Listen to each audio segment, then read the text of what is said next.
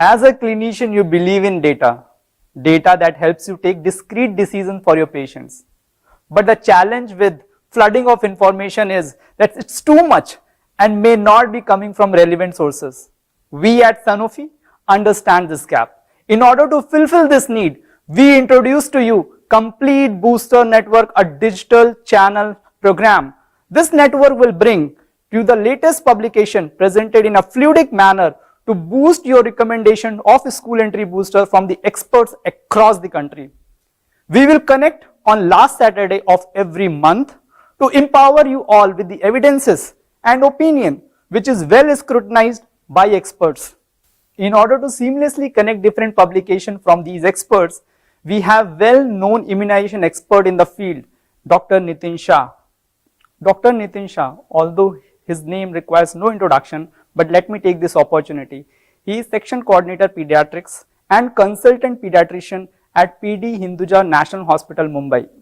He is Fellow and past President of Indian Academy of Pediatrics. He is Honorary Hematologist, Oncologist at BJ Wadia Hospital for Children and Apollo Hospital, Mumbai. Let me take this opportunity to invite Dr. Nitin Shah for Complete Booster Network.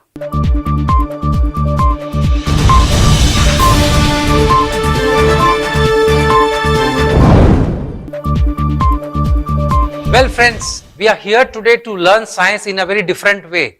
This is a talk show. It's called Complete Booster Network.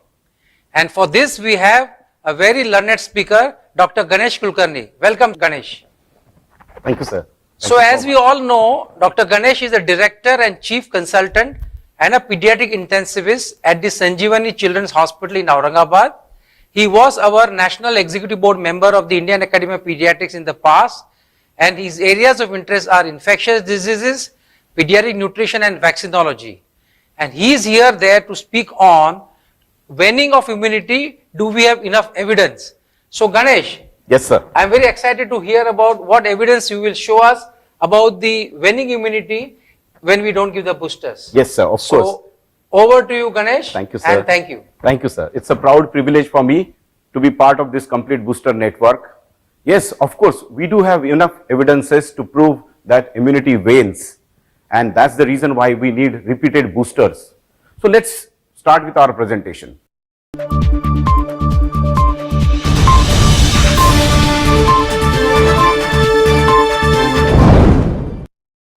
The risk of primary infection or reinfection gradually increases with time after vaccination, and that is because of decline in the vaccine-induced immunity. And why is that happens? And that actually happens with natural infection also. Once we have a natural immunity waning after previous infection, because no natural infection gives us a lifelong immunity. And that is because there is waning of immunity. This concept of waning of immunity, we are trying to understand it today. So let us understand what do we mean by immunity wanes. This means it is a progressive loss of protective antibodies against some antigen or a disease with time, and the decline in that antibody titer itself is called as waning of immunity. Now we know that when we have a long incubation period diseases where we have this immune memory which comes into the picture and helps us to generate antibodies and counter against the disease, but that does not happen with diseases which have a small incubation period. And the problem with small incubation period diseases like diphtheria, pertussis, tetanus and meningococcus or pneumococcus, the waning of immunity on one side and the plasma B cells, the memory B cells not generating enough antibodies on the other side, so we have problems. And that is where we need repeated boosters. So let's try to understand the exact mechanism of serum antibody levels may wean after time, and what are the reasons why serum antibody levels actually wean after giving vaccine and after some time goes on. Antibody levels in the circulation wane after primary vaccination, often to a level below to the protective protection or protective levels. Now, it depends upon multi-factors. It is a multifactorial thing. The first and foremost is basically the age of the vaccine recipient. Now, age of vaccine recipient means we have like two extremes of ages where, immunity is not as good as that, like in infancy and old age. Why is that? Because we know that in infancy, there are some problems. And what are those problems? The problems are immaturity of the marginal zone. We have limited germinal centers, responses. We have actually very short pool of bone marrow niche, which, B cells are not enough there to store. And there are other things also like limited complement availability. And on top of it, we have maternal antibodies interfering with it. So these are the reasons why in a smaller child, like in infants, we have problems of building up an immunity or immune response. The second aspect of it is, it depends upon the nature of antigen. Now, what nature of antigen? We have different antigens altogether when we come across a pathogen, like polysaccharide antigens. They do not, are as potent as protein conjugate antigens. In fact, they are inferior to a live attenuated antigens. So, in fact, these are different types of antigens which impart their effect on the immune response. Now, the other aspect of it is number of booster doses administered definitely helps to build up immunity for a long time. Now, we know that to sustain antibody levels, after giving boosters or after giving vaccines, we have antibodies building up. But every antibody build up has a plasma half-life, and because of that plasma half-life, it starts declining. When it starts dropping, it's dropping below even the protective level. That is the time when actually booster is needed. And that is the reason why immunity wanes if we do not give boosters again and again. Now, there is another paradox. We always keep on saying that vaccinate, increase the coverage of vaccination. But once we start increasing the coverage of vaccination, what happens is, almost when you reach up to 85% of vaccination coverage, the natural boosting, the organism is not available in the community to infect. And that is the reason where we have a natural boosting which is very less. And because the natural boosting is very less, the problem with immune response is again difficult. So this is where immunity plays a role in a different ways. Now, do we really have evidences to suggest that the antibodies wane or the immunity wanes? Yes, we do have evidences. Now, antibodies against diphtheria and tetanus toxoid decline around 4 years of age. So there was this wonderful study which came up by Nakayama. It was a multi-center serological follow-up study which was published in Japanese infectious journal of diseases. And this actually, the cohort of 47 kids were subjected for this, and antibody titers were done against diphtheria and tetanus at 4 years, 5 years and 6 years of age by ELISA method. And then they found out that the antibody against diphtheria toxin started declining. Once the vaccines were given, the primary vaccines were given, which vaccine they used? They used DPAT and IPV combination vaccine. After giving this vaccine, the antibody started going up very high. But soon after some time, these antibodies started declining. And even before 4 years of age, these antibodies have dropped, in fact, below protective levels. So this was something which was happening after giving vaccines, antibodies coming up and going down. Similar thing happened with tetanus toxoid. The antibodies initially grew up, they went up, they increased to a great extent, but within 4 years of time, these antibodies started declining. What this suggests? This suggests that antibodies against diphtheria and tetanus toxin decreased at 4 years of age. So you give vaccine, it builds up antibodies, but after some time, it starts declining, and declining to an extent that it might drop down to below seroprotective levels. And that is the reason why the time comes when we have to repeat the booster dose. If we don't give the repeat booster dose, probably we all become susceptible, our kids become susceptible to the reinfection or the primary infection. So there was one more study to prove our evidence, and this particular evidence came from Malaysia. The seroprevalence of diphtheria toxins in the Malaysian population. This was again a cross-sectional study which was done on 3,317 subjects in Malaysian population. The age group selected was 2 to 60 years of adults, And what they did, they in fact tried to collect the antibody titers from these subjects and send it for anti-diphtheria antitoxins, and a graph, GMT graph was plotted. You could see in this graph, the peak of antibody titers started rising up at 2 years of age. The second peak, you could see it at 7 years of age. But the problem was, after 2 years of the peak, first peak, there was sharp decline in the antibody titers. And the same thing happened after 7 years peak. The antibody titers went down to such an extent that it had gone down to below the protective levels, in fact. So children aged, now you see in this particular graph, the age group between 2 to almost 6 years, so that is 4 to 6 years, this age group kids were almost susceptible for diphtheria, and because of this decline in the antibody titers. Now this particular gap, the large immunity gap exists for this 5 to 6 years of age. Now what did we see in this particular study was 57.1% population of Malaysia was susceptible to diphtheria, whereas only 43% of population was actually protected. And in this particular peak that you have seen in the last slide also, the peak was at 2 years, peak was at 7 years, and there was a rapid decline after these two peaks. So overall, more than half of children between age group of 5 to 6 years are protected, and antibody levels in adults do not even provide sufficient protection against diphtheria. That means this waning of immunity because of the fall in antibody titers is probably helping this diphtheria to re-emerge again. Now let us talk about absence of school entry booster. Does it prove a threat for re-emergence of diphtheria? Definitely. Now how? Even this particular case, what was found, this is again the same Nakayama case where the 47 subjects were evaluated and studied.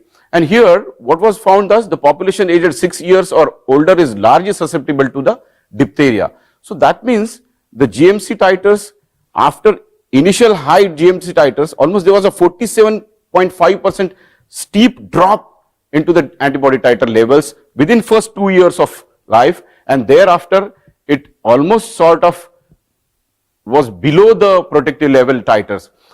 By WHO standard, below 0.1 international unit per ml was said to be susceptible, whereas more than 0.1 international units per ml was said to be protective. And in this, it was found that the predicted protection against diphtheria after 4 doses of vaccines was almost 4.3 years only. So this is why we always think that why repeated boosters are needed to boost our immunity. Non-persistence of antibodies against pertussis is a matter of concern for vaccine effectiveness. See, this is what is going to happen in our community, because on one side we are vaccinating our kids, but once we have started vaccinating, we are in fact increasing the coverage of vaccination, but at a particular age, and thereafter, because of the decline in the antibodies, our community still remains susceptible for particular disease. And that is the reason why now diphtheria, pertussis, all these diseases are again re-emerging. The resurgence of pertussis has become again a critical worldwide issue, especially among young adolescents and adults, because of the gradual loss of vaccine-acquired immunity against pertussis.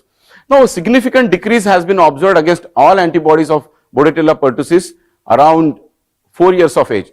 Again, the same Nakayama study, which was a serological follow-up study for 47 kids, and these two antibodies were tested against pertussis toxin and filamentous heme agglutinin antibody titers were done by method ELISA, and 4 primary doses were given for this, 3 primary and 1 booster using a cellular pertussis vaccine. And what did this study reveal? This study showed us after recent vaccination, again there was a steep rise into the antibody titers against pertussis toxin IgG antibodies, and even for filamentous heme agglutination IgG antibodies. And then within first 4 years, there was a steep drop which was actually little stabilized towards the end till 6 years. Though all become seropositive, but the antibody titers start dropping to such an extent that seropositivity for anti-PT antibodies was almost just 31.9% at the end of 4 years, which was actually just 41% at the end of 5 years, which was actually 40.5% at the end of 6 years for pertussis toxin. And the seropositivity for anti-FHA antibodies almost dropped down to 76.6% at the end of 4 years. Now, vaccine elicited immunity against pertussis wanes irrespective of vaccine type. We always think that compare these two vaccines with one another, whether the cellular vaccine or whether the whole cell vaccine, which would give us a long-term immunity. But believe me, this was again a study from Stankiewicz, Pardowaski, and which was actually a Polish researcher who did this study in Poland. This was for a group of 2,116 population subset, out of which almost 42% were given whole cell vaccine, 48% were given a cellular vaccine, and 10% were mix and match. And then they tried to find out by antibody titers against each component of pertussis toxin, FHA. They got these antibody titers against both of them. And what was found that the vaccine elicited immunity against pertussis wanes, whether it may be a wholesale or it may be a cellular. In both of the situation, the vaccine immunity wanes equally. If you ask me, this study in fact showed a slight advantage of a cellular over wholesale, but more or less vaccine immunity wanes, the antibody titers wanes even after both these vaccines. So practically there is no difference of using wholesale and a cellular vaccine. Now, is there a need for an earlier booster dose? Now, we all know that a first booster, which comes at between 15 to 18 months, 12 to 18 months rather, and that has in fact boosted our antibodies to a certain level, but then there is a long gap between that. So, do we really have to give one more booster at a school entry? Yes, because the annual odds of pertussis for every year after the last dose of DPT vaccine increased by 1.33 times with a confidence interval of almost 95%. So earlier and repeated booster strategies are necessary to achieve herd immunity to control the spread of pertussis. Probably this is the reason why the resurgence of pertussis, this is the way we counter the resurgence of pertussis. Rather, antibodies against polio virus decline around 4 years of age. Now, this particular study, which again goes back to the Nakayama, and Nakayama, when studied about all these antigens, when he used DTAP with IPV combination vaccines on 47 subjects, what did he find? He sent serum samples at 4, 5 and 6 years of age against wild poliovirus type 1, type 2 and type 3. Now, these neutralizing antibodies against these 3 different viruses, wild virus types 1, 2 and 3, even then there was initial rise, high rise of antibodies, but then thereafter there was a sharp decline, dramatic decline rather I would say, into the antibodies towards 4, 5 and 6 years of age, almost against all type 1, type 2 and type 3. So antibody levels against poliovirus declined rapidly within 3 years after the administration of 4th booster dose. So that means after 1.5 years, there was a rapid decline into the antibody titers against all these, making our kids susceptible to get this infection again. So if we by chance have any importation or anything coming from our neighboring country to us, our kids will remain in that red zone or gray zone where they can actually get it reinfected. Now, significant decrease in neutralizing antibody levels against poliovirus type 3.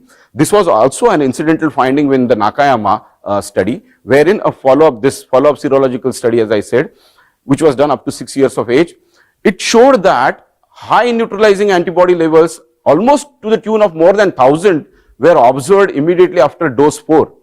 But having said that, antibody levels declined within 3 years after the administration of dose 4. So immediately after dose 4, there was a rise in the antibody titers, but then it started declining, and within 3 years it almost dropped down. By 4 years it dropped down to 93.6%, by 5 years it was 94.9%, and 6 years it was 94.6%. So rapid decline in antibody levels occurs after primary series vaccination. We know that primary series vaccination happens in an age group which is almost a newborn and early infancy age group, and we have seen last time in first few slides that yes, at that particular age, there is a problem of build-up of immunity because of some naturally deficient things. One, there was actually maternal immunoglobulins interfering with it, the nature of antigen, as I said, the pool of bone marrow niche was poor, the complements were inadequate, and the germinal centers were limited, the marginal zone was immature. This was the reasons why primary series vaccination, we need multiple doses of primary immunization to cover up our antibody titers or build up our immunity. Now, this particular Mallet et al., who in fact did a wonderful job to plot this particular graph in our study, where he did, after the first booster dose, 12 to 16 months, a vaccine which was used was DTAP, IPV and Hib combination, and he sent the antibody titers which were way high, almost 136.85, and he sent the antibody titers before giving the second booster, a time before second booster. And what did he see? He could see here the titers which were very high, almost in the tune of 136.5 or 7.47, which dropped down to almost 2.71, 0.09, and he in fact tried to find it out against pertussis toxin antibodies, tetanus, against diphtheria, against polio 1, polio 2, polio 3, and in all of these, the antibodies declined to a great level, almost to the level of non-protective levels. So a drastic decrease in the GMTs against each antigen is observed in children between age group of 5 to 6 years. So let us see now what our ACVIP has to say about this second booster. Now, ACVIP recommendations on second booster of DPT, it says to maintain the protection, a second booster of the DPT vaccine is recommended at school entry age of between 4 to 6 years of age. Now, why is that? With probably this is based on this particular study also. The same Mallet and et al., which continues to tell us about the antibody titers sent across every antigen amongst this pentavalent vaccine, the antibody titers against pertussis toxin, tetanus, diphtheria, polio, wild virus 1, 2 and 3. And now see the magic here. After giving second booster, see the antibody titers. The pre-booster vaccination antibody titers were almost very down, and they were boosted up after giving. Almost a month later, after the second booster, the antibody titers started rising almost to the tunes of 129, 10.25, 3.68. So this says that a significant increase of antibody titers against each vaccine antigens was observed in 1 month after the second booster dose that was given between 5 to 6 years of age. So in the absence of ongoing exposure, see friends, we have now immunization coverage going towards almost 85% to 90% for DPT. And with that high immunization coverage, probably a natural boosting is almost not there. So in the absence of this natural boosting, immunity wanes over time. This antibody starts declining, titer starts declining. And that is when a booster does help to maintain protective antibody levels. Thank you so much. Now I know there are going to be a lot of questions, and for that question and answer session, I think the best person that we have today with us is Dr. Nitin Shah sir. So I take this proud privilege to invite my teacher, my guru, Dr. Nitin Shah sir, to join this question and answer session.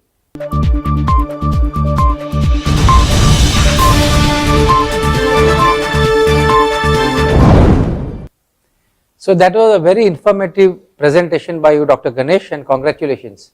So let's discuss some of the points that arise of the various studies that you have shown on the waning immunity and what can happen if you miss some of the vaccine, including the school entry boosters. So there have been a lot of talks about this pertussis outbreak that have happened in the Western countries right from 2010 onwards. And in one of your studies done in Poland, you actually showed data on children who received WP vaccine and children who had received AP vaccine who were followed up. Can you elaborate as to what was the difference in the waning immunity between these two groups? Yes, sir. In fact, as a vaccinologist, we always come across these AP versus WP comparisons, and people keep on asking us which one is better, which one has an advantage over the others. But this is one particular study which I came across, which was done in Poland. And in this study, actually 2,416 subjects were incorporated or recruited. Amongst all of these subjects, the vaccine that was given was a pentavalent vaccine which contained DTAP, Hib and IPV, and on the other group was given WP, Hib and IPV, and there was a mix and match, like 10% of people were given almost mix of them, and then they were evaluated for antibody titers against each and every antigen coming into these vaccines. What was found when they have given 3+2 doses, like 2 boosters were given after the 3 primary, and then they followed up these kids for 11 long years, and they keep on doing antibody titers against all antigens. And what was actually surprisingly found out was the waning was equally like happening in both the scenarios. Even it may show that WP was given or AP was given, the waning happened in both the scenarios, and there was actually no kind of difference between both of them. So that probably proves the debate wrong, that which one is better than the other one. Correct. So I think a lot of talk happened after those outbreaks in the Western countries, and WHO actually had a position paper to discuss what's happening, and they sent the questionnaire to 17 countries which had meaningful surveillance going on, and they showed that 5 AP using country and 1 WP using countries had outbreaks recently, and of the 5 AP containing using countries, only USA was the one where there was an adolescent outbreak, telling that it could be because of waning immunity, whereas in the rest, like England, Australia especially, was the disease in the babies who were too young to be immunized, like in the first 6 months of life. So I think even this Poland study, which has compared back to back, side by side, AP versus WP, is an eye-opener to say that both of them have waning immunity. It may be a little faster with one than the other. The other thing, Dr. Ganesh, you discussed was the waning immunity against diphtheria. And I think that's a very dreaded disease because it has a high morbidity and mortality. So can you throw some light about this waning immunity against diphtheria and the need for boosters? Yes, sir. Probably the new re-emerging disease, that's what they are saying, that this is diphtheria. More focus was on pertussis, but now diphtheria is coming in a big way, because almost in Southeast Asian countries, India is perhaps the highest prevalent country for diphtheria. Almost 1/3 of cases occurring globally, they are coming from India. So diphtheria is definitely a disease which we should be looking for. Now there is wonderful study which came up from Malaysia, and it was like a seroprevalence study, which was a cross-sectional study actually, and in this study 2 to 60 years of population was incorporated, and anti-diphtheria toxoid antibodies were done at 4, 5, 6 and subsequent years, and what was found was there was sharp decline after 2 years of life. First peak came after 2 years, and then it was a decline, and then second peak came after 7 years, and then there was a decline, and that suggested that there was an immunity gap between 4 to 6 years of age, where these kids were susceptible for diphtheria, and that is the reason why diphtheria was coming up high in this particular age group, and that in fact tells us to the importance of giving the second booster. And moreover, after 20 years of age, there was again dip into the antibody titers, which was in fact gone below the protective levels. So that means the importance of repeated boosters as far as diphtheria is concerned is very high. So how will you actually repeatedly boost for diphtheria in your own language, as you said? How will you do that? See, when we consider about boosting against a disease, there are 2 ways to do it. One is either you have a natural boosting coming up into your community or society where you are exposed on day-to-day basis, and the second is you trying to give vaccines time and again. Now coming to the first part, the natural boosting, where we know that on one side when we start increasing our immunization coverage, we in fact almost suppress this natural boosting which happens into the society. So the disadvantage of maximum immunization coverage is poor natural boosting. So we cannot rely on that. And on second time, when we think about natural boosting, it does not really give us so much of immunity to build up, or the antibody titers do not come up so much because of the subclinical natural boosting. What is more important is basically giving vaccines at a perfect intervals. And that is the reason why after first booster, the second booster is equally important to enhance our antibodies and keep our protection up. Correct. So the timely primary and 2 booster series, and after that the reduced dose diphtheria at 10 years, and then maybe every 10 years as every 10 years described by some countries. Alright, so you talked about the 5-year booster, and I think before that I would just want to bring to your notice that as much as there is surveillance for diphtheria, there has also been surveillance on polio antibodies as to what happens over the time. And I distinctly remember a study done by Dr. Miranda's group in 2002 in Portugal, and they found that almost all the 3 types seroprotection rates had dropped over the time, and like for type 1, type 2, type 3, especially type 3, it had fell to less than 60% by the age of 40 to 60 years. So not only now pertussis, but even diphtheria, tetanus and polio, all the 4 diseases, there is a waning of immunity over the time, telling you that you need timely boosters. So you talk about the school entry booster, that is the topic of focus today. What is its importance and how does it help to really boost these antigens? See sir, what happens in our scenario is basically we emphasize more on primary vaccination, and our national immunization schedule, or everybody is after, even the parents are very much up on their toes when it comes to a primary vaccination.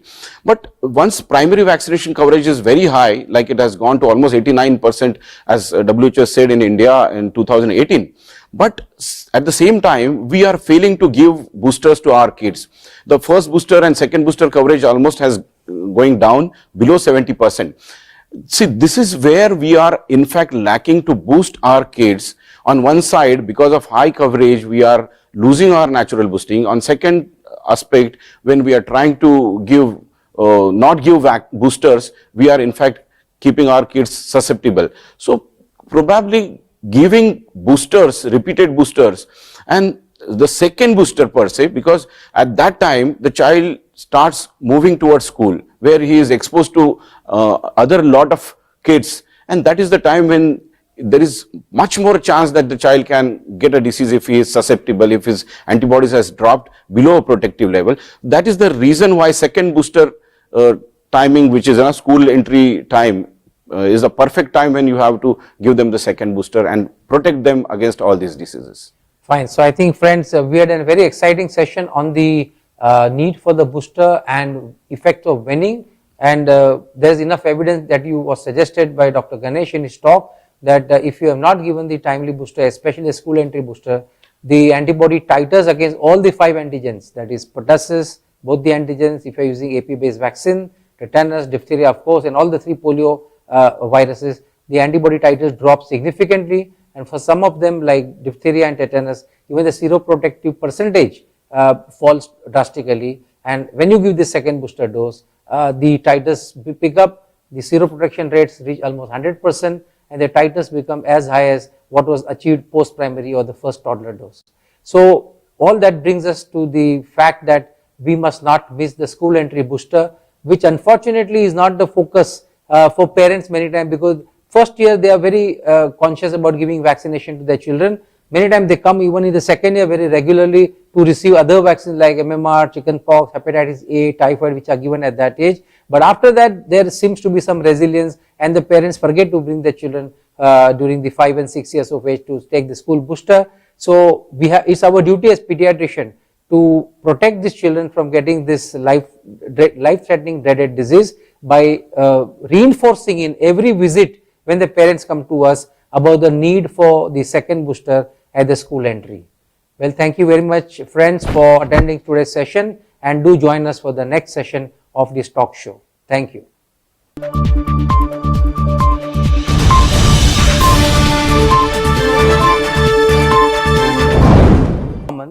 That since the last vaccine dose, the titers for all the antigens included in the vaccine, namely here being tetanus, diphtheria, pertussis, both the antigen as well as all the 3 polio viruses, the titers drop drastically till the time the next dose is given. For tetanus and diphtheria, I think that is important to understand is that even the seroprotective levels drop drastically to less than 25 to 30%. And that brings us to the main important aspect that unless you give boosters, these titers and the seroprotective levels will not rise so that the person is not enough protected for lifelong. And that's why we have to give boosters regularly as per the recommendation.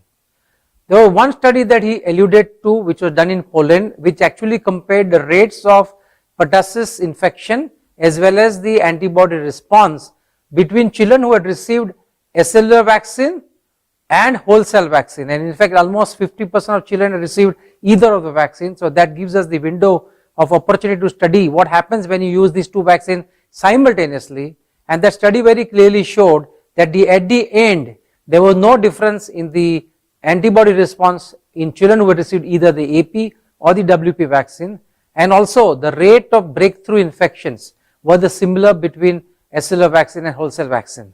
So the debate of acellular vaccine versus whole cell vaccine is going on for almost last 20 years since the time where the outbreaks happening in 2010 in the developed countries. But I think this should be very assuring for people who want to use acellular vaccine, saying that it's okay if they use acellular vaccine.